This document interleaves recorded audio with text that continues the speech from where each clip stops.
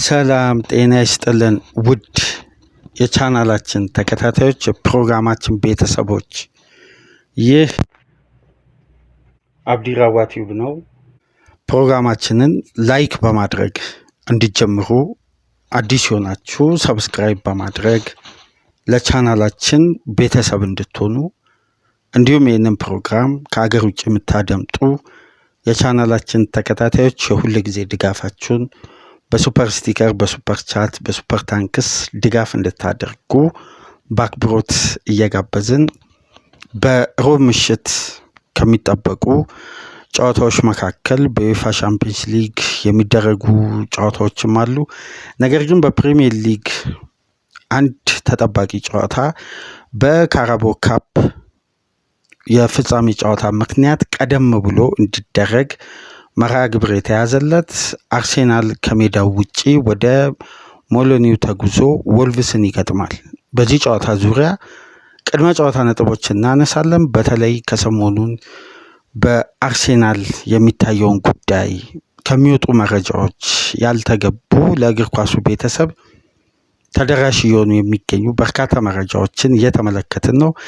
እነሱንም በማጥራት በኩል በወቅታዊ የአርሴናል የቡድን መረጃም እንዲሁም አስደናቂው የቡካዮ ሳካ ኮንትራት እና በክለቡ የምንጊዜም ከፍተኛ ተከፋይ በደሞዝ የሆነበትን አዲስ የ5 ዓመት ኮንትራት ፈርሟል። በዚህ መሰረት እንግዲህ በድርድሩ ላይ የተደረጉ ቅድመ ሁኔታዎችን፣ አንዳንድ መመዘኛዎችን ካገኘነው መረጃ እያጣቀስን በዚህ ፕሮግራም ቆይታ የምናደርግ ይሆናል። ሙሉ በሙሉ ይሄ ፕሮግራም ትኩረቱ የሚያደርገው ኢንሳይድ አርሴናል እና የምሽቱን ጨዋታ በተመለከተ ቅድመ ጨዋታ ግምገማና አንዳንድ መረጃዎችን ከምሽቱ ጨዋታ ጋር በተያያዘ ነው። ከዚህ ፕሮግራም በመቀጠል ኢንሳይድ ሊቨርፑልም በተመሳሳይ ያዝናቸው ከሰሞኑን የሚነሱ መረጃዎች አሉ። እነሱንም በማጋራት በኩል ወደ እናንተ ተደራሽ እንሆናለን። በሶስተኛ ክፍል ፕሮግራማችን እንግዲህ በምሽቱ የተደረጉ የዩኤፋ ሻምፒዮንስ ሊግ ጨዋታና በርካታ ውዝግቦችን ይዞ ያጠናቀቀው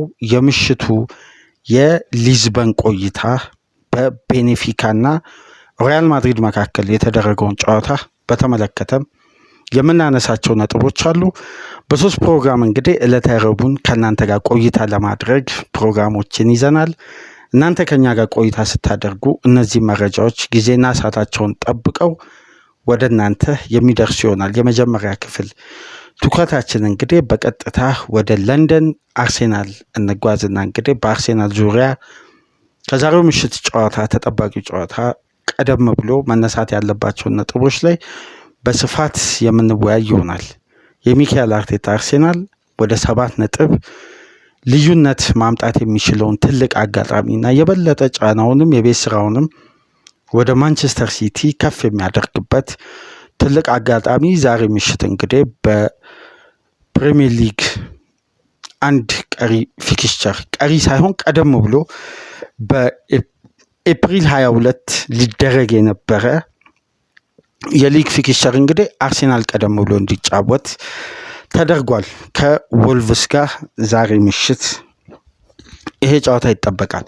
ከዚህ ጨዋታ በፊት ከተሰሙ ትላልቅ መረጃዎች መካከል በዋነኝነት እንግዲህ ትናንት እንደሰማችሁት የቡካዮ ሳካ አዲስ ኮንትራት ነው። ይሄ ተጫዋች በአርሴናል ቤት እስከ 2030 እንደሚያቆየውን ትልቁን ኮንትራት ለሶስተኛ ጊዜ በአርሴናል ቤት መፈረም የቻለበት የዘንድሮ የውድድር ዓመት ነው። እንደምታስታውሱት ቡካዮ ሳካ በሶስቱም የኮንትራት ዘመኑ ሁለተኛ ማለት ኮንትራቱን ባደሰ በቀጣይ በሊጉ ጨዋታ ያደረገው ከወልቭስ ጋር ነው። ይሄ አሁን ለሶስተኛ ጊዜ ሊሆን ነው። ሳካ ባለፉት 2 የኮንትራት አዳዲስ ፊርማውን ባኖረበት ወቅት ቀጣይ ጨዋታ ሲያደርግ የነበረው ከወልቭስ ጋር ነው። የአጋጣሚ ነገር ሆኖ ደግሞ ሁለቱ ጨዋታዎች የተደረጉት በአርሴናል ሜዳ ላይ ነበር። የአሁኑ አዌ ነው። በሁለቱም ጨዋታዎች ግብ በማስቆጠር እንግዲህ የኮንትራት ፊርማውን በግብ ነበር የጀመረው የአዲሱን ኮንትራት ዘመን። ዛሬ ምሽት እንግዲህ ከሚጠበቁ ጉዳዮች መካከል ሳካ በአርሴናል ቤት የምንጊዜው በአርሴናል እግር ኳስ ታሪክ ተከፍሎ ማያውቀውን ትልቁን ደሞዝ 300,000 ፓውንድ አሁን ላይ ከሚያሳየው ብቃት ለቡድኑ ካበረከተውና በፕራይም ታይሙ ላይ መድረሱን ተከትሎ ይሄ የ24 ዓመት ምርጡ እንግሊዛዊ በብቃቱ ከፍታ ላይ ፒክ ላይ መድረሱና ካሁን በኋላ ያሉ ዘመኖች ለቡካዮ ሳካ በዚህ ኮንሲስታንሲ በዚህ አስደናቂ የቡድን ግንባታ ውስጥ ትልቁን አሻራ ማስቀመጥ የሚችልበት አሁን ሳካ ዲሴሲቭ ወቅቶቹ ካሁን በኋላ ነው። ምክንያቱም 24 ዓመት ሞልቶታል። ይሄ ተጫዋች በፕራይም ታይሙ ለቀጣይ 5 ዓመታት በቀዮቹ ቤት በመድፈኞቹ ቤት የሚቆይበትን ያውም የተሻሻለ በውስጡ በርካታ ፓኬጆችን የያዘ እንደውም በዴቪድ ኦርኒስተን የምሽቱ የአትሌቲክስ ፖድካስት በዩቲዩብ ላይ ካደመጣችሁ አንድ ጉዳይ ሲገልጽ ነበር። የሳካ ደሞዝ ሳምንታዊ 300,000 ፓውንድ ይሁን እንጂ በስምምነቱ ላይ የነበረው ድርድር ረዘም ያለ ጊዜ ኦፊሻል ኮንፈርሜሽኑ ወይም አግሪመንት መፈጸሙ ከተገለጸ ሰንበትበት ብሏል። ነገር ግን ወደ ስምምነታቸው ወደ ወረቀት የማስፈር ሂደት ላይ የተወሰኑ ጊዜያትን የፈጀው በሳካ ጥቅም ላይ እንደ ክለቡ ስኬት እንደ ሳካ አስተዋጽኦ የሰፈሩ በርካታ ስትራክቸራል ክፍያዎች አሉ። የቦነስ ክፍያ ለምሳሌ በአሲስት በግብ በማስቆጠር በዩኤፋ ውድድሮች በተጨማሪም ቡድኑ በሳካ ግቦች ከሚያገኛቸው 3 ነጥብና በጨዋታው ከሚያደርገው ቀጥተኛ የግብ ተሳትፎ ጋር ተያይዘው የሚከፈሉ ስትራክቸራል ክፍያዎች በጣም ከፍ ያሉ ነው። እንዲሁም ተጫዋቹ ወደ ፒክ ብቃቱ ላይ መድረሱን ተከትሎ ካሁን በኋላ በፕራይም ታይም በአስደናቂ የብቃቱ ከፍታ ላይ ጨዋታዎችን ስለሚያደርግ ቡድኑን በላቀ ስኬት ደረጃ አጠናቆ የግል ስኬቶችን ለምሳሌ በባለንዶር ደረጃ ከፍተኛ ሽልማቶችን የሚያሳካ ከሆነ እንደ ክለብ አርሴናል ለተጫዋቹ የተለያዩ ቦነሶችን በኮንትራቱ ላይ አስፍሯል እና 300,000 ፓውንድ ሳምንታዊው ደሞዝ ይሁን እንጂ የቦነስ ክፍያ ከስኬት ከውጤታማነት ጋር ተያይዞ የሚመጡ ክፍያዎች በጣም በርካታ እንደሆኑ በፖድካስቱ ላይ ሲገልጽ ነበርና የአርሴናል ደጋፊዎች ትልቅ እረፍትን ያገኙት። ምክንያቱም ይሄ ተጫዋች በነገራችን ላይ በዝውውር ዘጋቢዎች በኩል ሰፊ ትንተና ተሰጥቶበት ወደ ሚዲያ አጨቃጫቂ የሆነ ውዝግብ የመፍጠር አንዳንድ ነጥቦች ላይ አይነሳ እንጂ በትላልቅ ክለቦች መፈለጉን የተጫዋቹ የኮንትራት ሂደት አንዳንድ ክለቦች በቅርበት እየተከታተሉ እንደሆነ በአንድ ወቅት መረጃዎችን አጋርተናችሁ ነበርና አርሴናል አሁን ትልቁን የቤት ስራ አጠናቋል። ሳሊባን፣ ጋብሪኤልን ኮንትራት ለረጅም ጊዜ በማስፈረም ትላልቅ የኮንትራት ፊርማዎችን በተለይ የአንድሬስ ቤርታ መምጣት በዝውውር በኩል አርሴናል የሚያደርገው ተሳትፎ ብቻ ሳይሆን ያሉትን ተጫዋቾች ጠብቆ ለመቀጠል የሚያደርገው ጥረት ላይ በተለየ ሁኔታ አሁን የጁሪየን ቲምበር ኮንትራትን በተመሳሳይ የተራዘመበት መንገድ የስፖርቲንግ ዳይሬክተሩን ምን ያክል ጊዜና ሰዓቱን የጠበቀ ተገቢውን ውሳኔ በመወሰን አግባብነት ያለውን ስትራቴጂ ለክለቡ እየፈጸሙ እንደሆነ ከመጡበት ጊዜ አንስቶ አርሴናል ባለፈው ሳመር ምን ያክል ስኬታማ የዝውውር ቆይታ እንዳደረገ በዘንድሮ ሲዝን የቡድኑ ውጤት በግልጽ የሚያሳይ ነው። ከመጀመሪያው የማርቲን ዙቢመንዲ ፊርማ አንስቶ እስከ ኤቤሪቼዜ የመጨረሻ ፊርማ ድረስ አስደናቂ የዝውውር ቆይታ አደረገ። የተጫዋቾችን ኮንትራት ደግሞ ጊዜና ሰዓቱን ጠብቆ ወደ መጨረሻው ሲዝናቸው ሳይገቡ የኮንትራት ዘመናቸው ሊጠናቀቅ ከጫፍ ሳይደርሱ ድርድሮች፣ የሚዲያ ጭቅጭቅ ሳይፈጠር የቡድኑ ወሳኝ ተጫዋቾችን ኮንትራት በማስፈረም እንግዲህ የተቀናጀ ስራ እየሰሩ ነው የሚገኙት። በዚህ መሰረት እንግዲህ ቡካዮ ሳካን በተገቢው ሰዓት ይህንን ተጫዋች ኮንትራት ማስፈረም ችሏል። እንግዲህ ለሚካኤል አርቴታ አርሴናል በ2018 ነበር በ17 ዓመቱ ታስታውሳላችሁ ለመጀመሪያ ጊዜ ከቡድኑ አካዳሚ ካደገበት ጊዜ አንስቶ በፕሪሚየር ሊግ ብቻ 217 ጨዋታዎችን በማድረግ እንዲሁም 57 ግቦችን በማስቆጠር በቅርቡ ነበር ደብል ዲጂት ላይ በመድረስ ከመቶ በላይ የግብ ተሳትፎ በማድረግ አስደናቂ ሪከርዱን በዘንድሮ የውድድር ዓመት ነበር ማስመዝገብ የቻለው። ይህንን ተከትሎ በክለቡ አካዳሚ በማደግ በፕሪሚየር ሊግ ብቻ 333 እንግሊዛዊ ተጫዋች ሆኖ በርካታ የፕሪሚየር ሊግ ጨዋታ ያደረገው ራያን ፓርለር ነው። ይህንን ተከትሎ ሳካ እንግዲህ 116 ጨዋታዎችን በፕሪሚየር ሊግ ካሁን በኋላ ይቀሩታል ወደዚህ ሪከርድ ለመድረስና ይሄ ተጫዋች በአርሴናል ቤት እስከ ቀሪው 2031 ኮንትራቱ ጊዜ የሚቆይ ከሆነ ለ31 ዓመት ማለት ነው በአርሴናል ቤት ይቅርታ ለ13 ዓመት ቆይታ የሚያደርገው። ይሄ ደግሞ በፕሮፌሽናል ህይወቱ ላይ ትልቅ አሻራ የሚያሳርፍበት የስኬትና የድል ጊዜ እንደሚሆን ታሳቢ ተደርጎ ትልቁንና ግዙፉን ኮንትራት ሳካ ማግኘት ይችላል። እንዲሁም እንደምታውቁት 48 የእንግሊዝ ብሔራዊ ቡድን ጨዋታ አድርጎ 14 ግቦችም ማስቆጠር የቻለው ይሄ የፊት መስመር አርሴናል ኮከብ በዘንድሮ ሲዝን ዋንጫን የማሳካት ህልሙን በአርሴናል ቤት የበለጠ በተቃረበበት የተሻለ ድል በያዘበት የውድድር ዓመት አዲስ ኮንትራት በተገቢው ሰዓት መፈረም ችሏል። እንግዲህ ሳካ የመጀመሪያ የዘንድሮ ሲዝን ዋንጫ ለማሳካት በሚደረገው ጥረት ላይ ከማንቸስተር ሲቲ ጋር በካራባኦ ካፕ ፍጻሜ ቅድም መግቢያ ላይ ይቅርታ ተሳስቼ ነው ኤፕሪል ያልኳችሁ ማርች 22 የሚደረግ የፍጻሜ ጨዋታ ይሆናል። በዛ ጨዋታ ደግሞ የመጀመሪያ የኮንትራት የአዲሱ ኮንትራት የድል ጉዞ ሊሆን ይችላል ተብሎም ይጠበቃል። በፍጻሜ ጨዋታ ሲቲ የሚያሸንፉ ከሆነ አርሴናል በቡካዮ ሳካ የፊት መስመር አስደናቂ ብቃት የዘንድሮን ሲዝን ስኬት በካራባኦ ካፕ ይጀምር ይሆን? እስቲ እሱን ጊዜና ሰዓቱን ሲደርስ የምናነሳ ይሆናል። ለመጨረሻ ጊዜ እንደምታውቁት በኤፍኤ ካፕ ነበር 2020 ላይ አርሴናል ድል ማድረግ የቻለው። እስቲ የቡካዮ ሳካን የኮንትራት ሂደት በእንዲህ መልኩ ከተመለከትን እዚሁ ከሳካ ጋር ተያይዞ ስለ አዲሱ ኤክስፐሪመንት እናንሳ እስቲ። ሚካኤል አርቴታ በ10 ቁጥር ተጫዋች በማርቲን ኦዴጋርድ ቦታ እንበለው የቀኙን 8 ቁጥር በመያዝ ከኖርጋርድ ጋር ሚካኤል አርቴታ ለመጀመሪያ ጊዜ በዘንድሮ ሲዝን የሞከረው የአርቴታ የክሬቲቪቲ ማዕከልን ከፍ ለማድረግ ሳካን እዛ ቦታ ላይ ሞክሮታል። ቅድም መግቢያ ላይ የጠቀስኩላችሁ በ2020 የመጀመሪያ ኮንትራቱን ሲፈርም ነበር ወልቭስ ላይ ግብ ማስቆጠር የቻለው። እንደውም የምናስታውሰው 77 ቁጥር በሚለብስበት ጊዜ ነው ሳካ ይሄን ግብ ማስቆጠር የቻለው። በ2023ም ከአዲሱ ኮንትራት በኋላ ከወልቭስ ጋር በነበረው ጨዋታ አስደናቂ ግብ አስቆጠረ።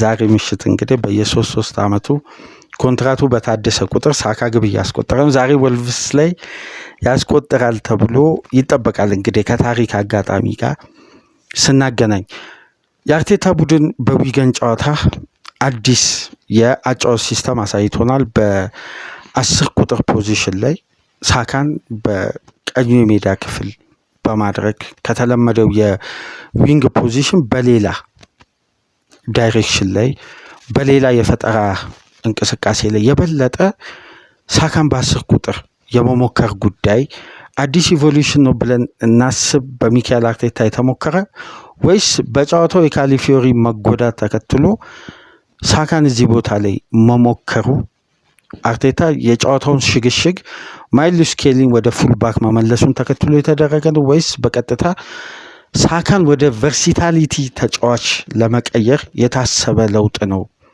ምክንያቱም በሜዳ ውስጥ ማድዌኬ እያለ ነው ሳካ እዛ ፖዚሽን ላይ የተጫወተው።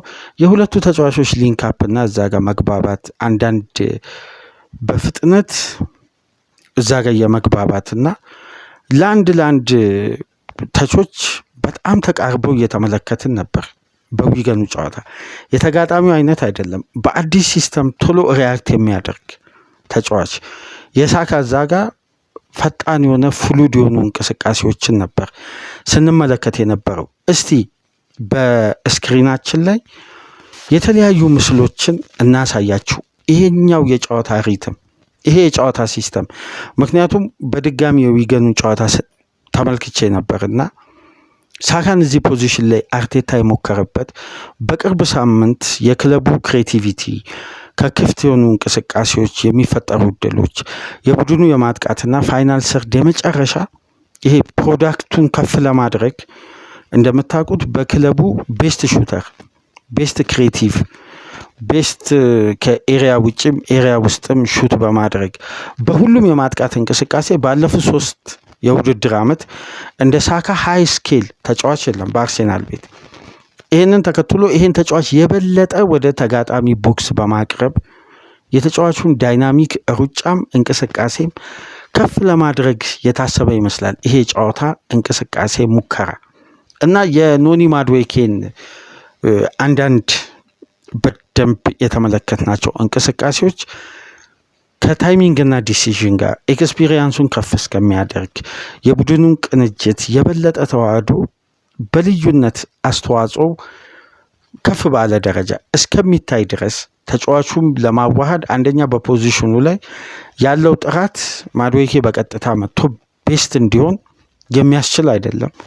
ስለዚህ ያ ተጫዋች አዳፕት እያደገ የሚመጣበትን ጌም ታይም ሊፈልግ ነው።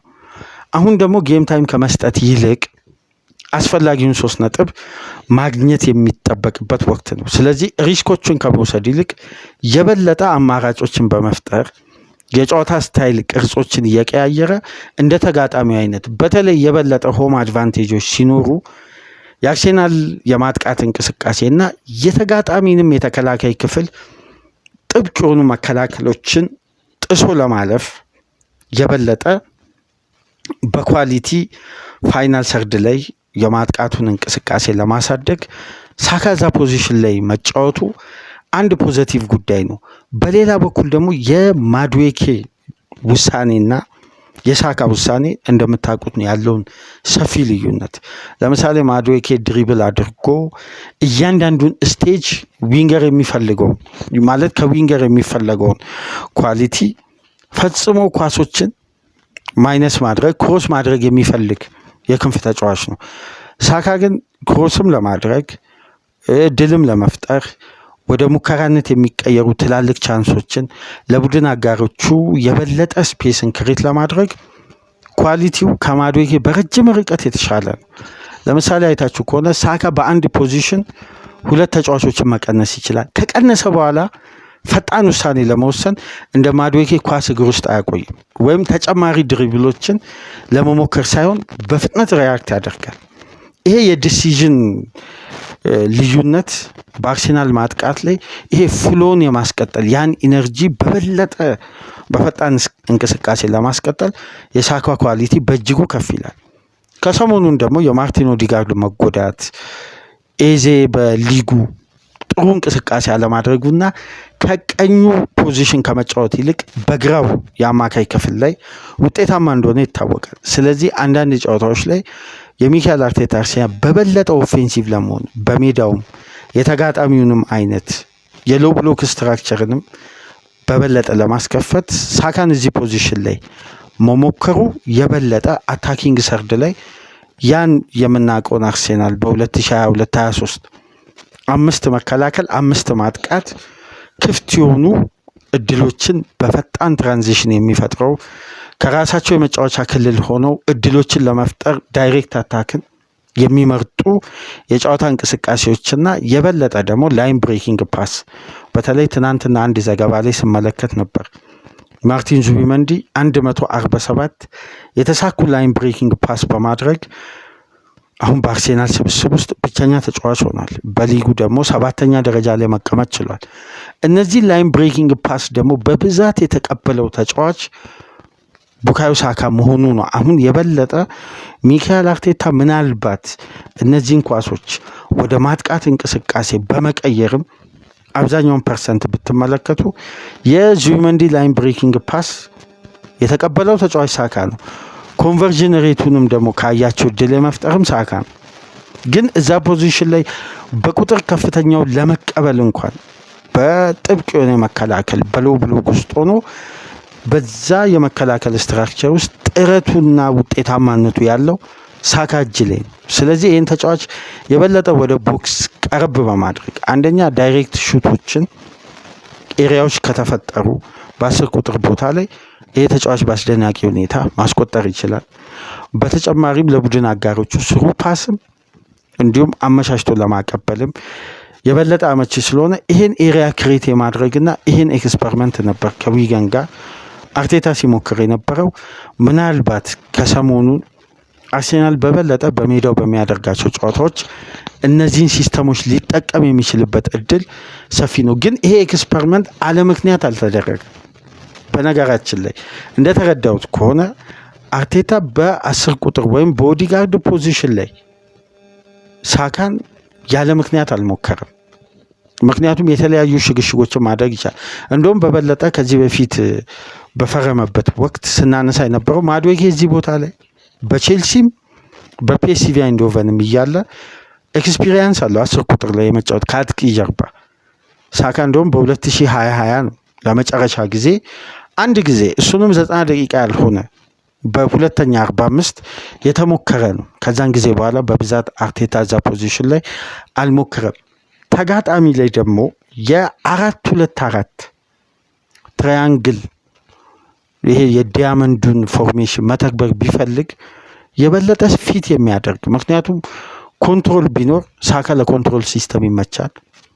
የበለጠ ደግሞ ተጋጣሚን ከራሱ የመጫወቻ ክልል እንዳይወጣ ጥብቅ ለማድረግም ይሄ 4-2-4 ፎርሜሽን ውጤታማ ስለሆነ ሳካን ከአጥቂው ጋር ደርቦ ፋይናል ሰርድ ላይ በማሰለፍ በተለይ በነ ጋብሪኤል ጄሱስ አይነት ተጫዋች ጋር ቢጣመር ደግሞ የበለጠ ፍሌክሲብል ፋይናል ሰርድ ይሆናል ተብሎ ይጠበቃል። ይሄም ደግሞ በሌላ በኩል በትኩረት ስመለከት አንድ የተረዳሁት ነገር የሚካኤል ሜሪኖ ቀጥተኛ ተተኪ በስብስብ ውስጥ የለም። በጥሬ ዝውውር መስኮት እንግዲህ በመጨረሻ ቀናት አካባቢ ነው ሜሪኖ የተጎዳው። ስለዚህ ይህም ሽግሽግ የተፈለገው ከሜሪኖ የሚፈልጋቸውን አንዳንድ ቴክኒካዊ ጉዳዮችን በሳካም ከቨር ለማድረግ ታሳቢ የተደረገ ይመስላል። ከሰሞኑም ደግሞ ማድዌኬ እያሳየ ያለው ማንሰራራትም ተጫዋቹን በቀጥታ ቤንች ከማድረግ የበለጠ የቡድኑን ክሬቲቪቲ በማሳደግ እንዲህ አይነት ሽግሽግ ለመፍጠር የታሰበ ይመስላል። አርሴናል በነገራችን ላይ በስብስቡ ላይ ሁለት ያላሰበው ጉዳይ ተፈጥሯል። አንደኛ የኢተን ንዋኔሪ ጌም ታይም እንዲያገኝ ወደ ሮቤርቶ ዲዘርቢ ማርሴይ ተላከ። ዲዘርቢ ከ2 ሳምንት አልቆዩም ንዋኔሪ እንደተዘዋወረ በቀጥታ ዲዘርቢ ከቡድኑ ተሰናበቱ። ዲዘርቢ እንደተሰናበተ አንድ ጉዳይ ከተመለከታችሁ አላውቅም፣ 2 ተከታታይ ጨዋታ ላይ የንዋኔሪ ደቂቃ በአንዴ ነው ያነሰው። በዲዘርቢ በተሰናበተ የመጀመሪያ ጨዋታ ሁለተኛ 45 ላይ ተቀይሮ የገባው ለ20 ምናምን ደቂቃ ነው። በሁለተኛው ጨዋታ ደግሞ 6 ደቂቃ ብቻ ነው ያገኘው። እዚህ ጋር ደግሞ ሚካኤል ሜሪኖ ተጎዳ። በስብስብ ውስጥ ያሉ 2 ተጫዋቾችን አላግባብ አርቴታ አጣቸው በዝውውርና በጉዳት ምክንያት። እነዛንም ዴብዝ በቀጥታ አገልግሎታቸውንም አሸጋሽጎ ለመጠቀም የታሰበም ኤክስፐሪመንት ይመስላል። ለማንኛውም ግን በቀጣይ ጨዋታዎች በዛሬ ምሽትም ጨዋታ እንግዲህ አርቴታ ሪስክ ወስዶ ይሄን አጫወት ሊተገብር ይችላል። በነገራችን ላይ አርቴታ ትናንትና በሰጠው ጋዜጣዊ መግለጫ ቲም ኒውስ የተመለከት ነው ካሊፊዮሪ ጉዳት አጋጥሞት አይደለም። በዊገኑ ጨዋታ ከምርጥ 11 የወጣው የተጫዋቹ ላይ መዛል ባለፈው ለስናነሳ የነበረው በኦቨርሎድ ምክንያት የሚመጡ ተጫዋቾች ላይ ተደራራቢ ጨዋታና የአካል ብቃት ጨዋታ በበረታ ቁጥር የሚከሰቱ የሰውነት መዛል ነውና ተጫዋቹ ትሬኒንግ ትናንትና ማድረጉ ወደ ሜዳ መመለሱና ምንም አይነት ጉዳት እንደሌለው ገልጾ በተመሳሳይ ዋይትም ፋቲግ ነው እንጂ ጉዳት እንዳልሆነ መዛል እንጂ ጉዳት እንዳልሆነ ገልጿል። ይሄ ጨዋታ አሁንም ማርቲን ኦዲጋርድን ያመልጠዋል። በቀጣይ ለሚኖረው የእሁድ ጨዋታ ከቶትናም ጋር የመሰለፍ እድል ይኖረዋል ብሏል። አያይዞ አንስቷል። ከቶትናም ጋር በሚኖረው የለንደን ደርቢ ኡጎር ቱዶርን የመጀመሪያ የፕሪሚየር ሊግ ጨዋታ ከሚካኤል አርቴታ አርሴናል ጋር ነው የሚያደርገው። አዲሱ የቶትናም አሰልጣኝ ይህንን ተከትሎ በዛ ጨዋታ በበለጠ ኦዲጋርድ እድል ይኖረዋል ተብሎ ይጠበቃል፣ ይመለሳል ተብሎ ይጠበቃል። በተጨማሪም ካይ ሃቨርት እንግዲህ የቶትናም ደጋፊዎች ለተከታታይ ዓመት የማይረሱት ይሄ የፊት መስመር ተጫዋች ካጋጠመው ጉዳት ምናልባት በቶትናሙ ጨዋታ ይመለሳል ተብሎ ይጠበቃል። ከዚህ ጨዋታ ቀደም ብሎ አርቴታ ያጋራው የቡድን መረጃ ይህን ይመስላል። እስቲ ከሰሞኑን እንግዲህ ጉዳዮችን እያያያዙ በሶሻል ሚዲያ በሚጽፉ ተጨባጭ ያልሆነ ተቀባይነት የሌለው አላግባብ የእግር ኳሱን ቤተሰብ የሚያደናግር ምንም አይነት ከእውነታ ጋር ያልተያያዘ ጉዳይ በሶሻል ሚዲያው ይለቀቃል። ከዛም በኋላ በርካታ የእግር ኳስ ቤተሰብ በእንደነዚህ አይነት መረጃዎች ይሸወዳል። ከሰሞኑ እንግዲህ የአርሴናል ኃላፊዎችና አምበሉ ማርቲን ኦዲጋርድ መካከል ድርድር መደረጉና ተጫዋቹ ለተሻለ ቻሌንጅ ሌላ ክለብ ከአርሴናል ውጪ እየተመለከተ እንደሆነ እየተዘገበ ነው። ይሄ ምን ያክል ከእውነት የራቀ የሐሰት መረጃ እንደሆነ ደግሞ አሁን የምናረጋግጥበት ተጨማሪ በቂና ምናልባት ለእግር ኳሱ ቤተሰብ የምንጋብዘው የማርቲን ኦዲጋርድ አስደናቂ ኢንተርቪው አለ። ይህን ኢንተርቪው በነገራችን ላይ ሰብስክሪፕሽን አለው። 442 ነው ቆይታ ያደረገው። በስክሪናችን ላይ ምስሉን ትመለከታላችሁ። የኢንተርቪው ይሄ ነው እንግዲህ ስክሪናችን ላይ የምትመለከቱት ኢንተርቪውን ቆይታ ነው። ለበርካታ ደቂቃዎች አድርጎ በጽሁፍ መልክ በ442 መጽሔት ላይ የዚህ ሳምንት ትልቁ መነጋገሪያ ርዕስ የማርቲን ኦዲጋርድ በአርሴናል ቤት እስካሁን ድረስ የቆየባቸው ጊዜያትን ያለፉትን ዓመታት ቡድኑ ዋንጫ ባጣ ቁጥር በአስደናቂ ጉዞ በዋንጫ ፍክክሩ ላይ ረጅም ርቀት ከተጓዘ በኋላ በተለያዩ አጋጣሚዎች በተለያዩ ምክንያቶች ዋንጫዎችን ካጡ በኋላ በቡድን ጥንካሬ ላይ አርቴታ እንዴት ከዓመት ዓመት ቡድኑን ጀነሬት እያሳደገ አሁንም በዋንጫ ፍክክሩ ላይ አርሴናል ያለፉትን 2 የውድድር ዓመት እንዳጣው አይነት የዋንጫ ተፎካካሪነት ሳይሆን አሁን ዋንጫን የማንሳት ባህሪን በግልጽ እያሳየ ወደዛ ሜንታሊቲ እንዴት እንደተቀየረና በቡድኑ ስላሉ ሽግግሮች ያጫወት መንገድ እያንዳንዱን ጉዳይ ረጅም ኢንተርቪው አድርጎ በጣም ማለት የአርሰናል ደጋፊዎች ሁሌ የሚያነሱበት ጥያቄ አለ። የአምበልነት ባህሪ ሜዳ ውስጥ አይስተዋልም።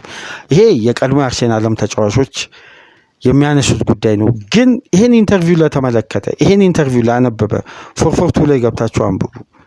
ማይክል ኦዲጋርድ በአርሴናል ቤት ተጨማሪ ኮንትራት ፈርሞ ረጅም ጊዜ እንደሚቆይ በተጨማሪም ይሄ ተጫዋች ምን ያክል የሚካኤል አርቴታ ቁልፍ ተጫዋችና በአምበልነቱ ላይ እንደሚቆይ ያ ኢንተርቪው በግልጽ ያስቀምጣል።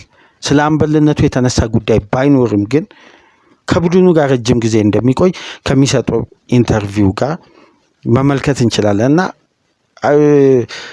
ኢንተር ሚላን ይፈልገዋል፣ ባየር ሙኒክ ይፈልገዋል። በየጊዜው እንዴት ነው አንድ ተጫዋች 2022-23 ኢንተር ይፈልገዋል፣ 2023-24 ኢንተርና ሙኒክ ይፈልገዋል፣ 2024-25 ኢንተርና ሙኒክ ይፈልገዋል።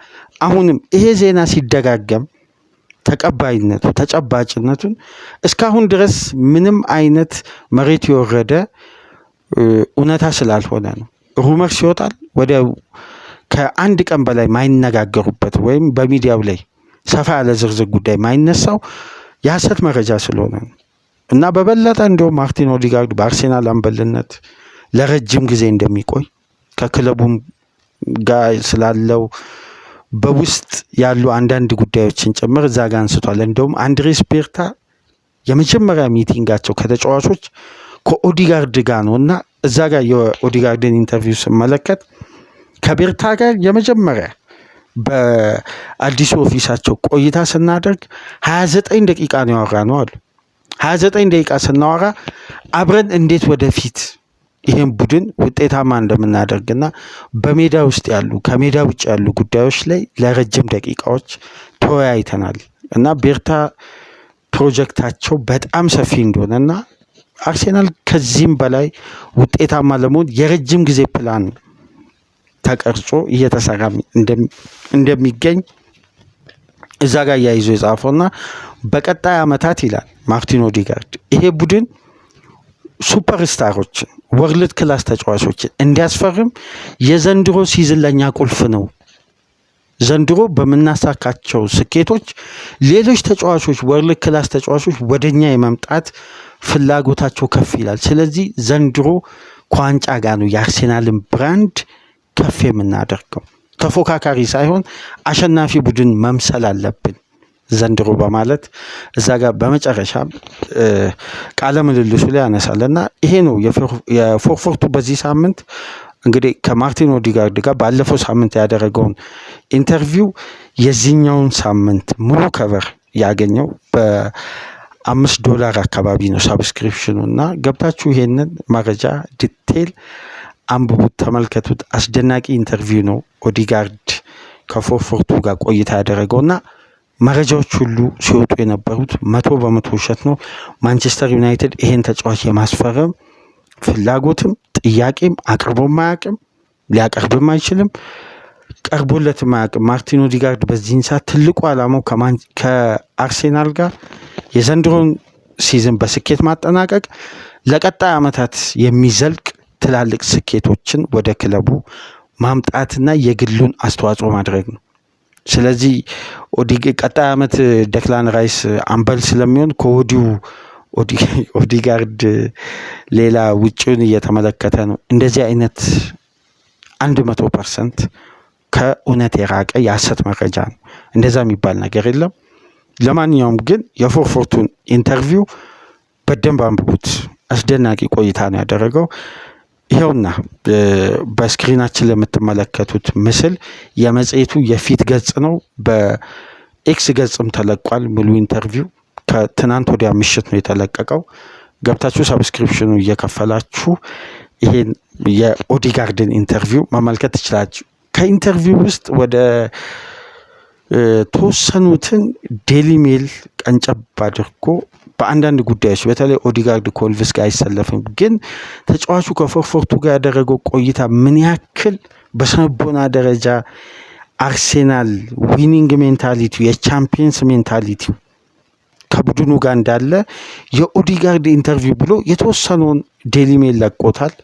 እዛ ላይም መመልከት ትችላላችሁ። ግን የተሟላ አይደለም። ይሄ እንዴት ቡድኑ በአርቴታ ውስጥ ትረዘ ፕሮሰስ እነዛ ክላስ ያላቸውን ተጫዋቾች በዲሲፕሊን ምክንያት አርቴታ ቆራጦ ነው ተጫዋቾችን ከቡድኑ ሲያሰናብት፣ እርምት ሲወስድ፣ እድሳት ሲያደርግ ግራኒ ዣካን ለማቆየት ያደረጉትን መግባባት እና ዣካ ለመልቀቅ ያሳየውን ፍላጎት ስለ ዴቪድ ሉዊስ ጭምር እዛ ኢንተርቪው ላይ ያነሳል። እስቲ ኢንተርቪውን አንብቡትና ኦዴጋርድ ይለቃል አይለቅም ከሚለው ጉዳይ ይልቅ በአርሴናል አምበልነት ለረጅም ጊዜ እንደሚቆይ የምታረጋግጡበት ነው። ይሄ ትክክለኛ ኮንፈርሜሽን ነው እዚህ ጋር ያገኘሁት አሁን ባለው ወቅታዊ ያልተገባ መረጃም መሰረት።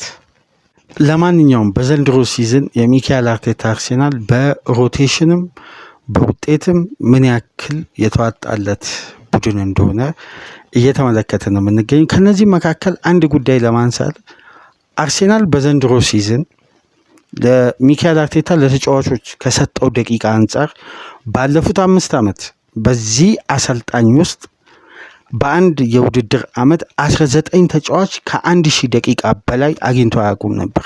ይሄ በዘንድሮ ሲዝን ለመጀመሪያ ጊዜ ተመዘገበ።